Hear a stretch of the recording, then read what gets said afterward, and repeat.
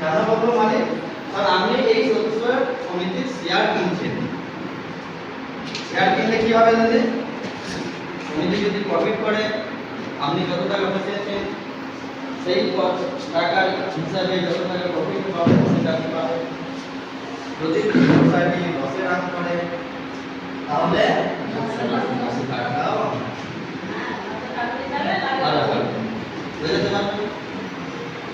আর তখন আপনি করবেন যে আপনি একজন মালিক, এইটা হকদার কখন হবেন? যখন 2000 টাকা দিয়ে সবার প্রথমে একটা কাগজ দেবেন না, একটা কাগজ আর কিছু পাবেন না।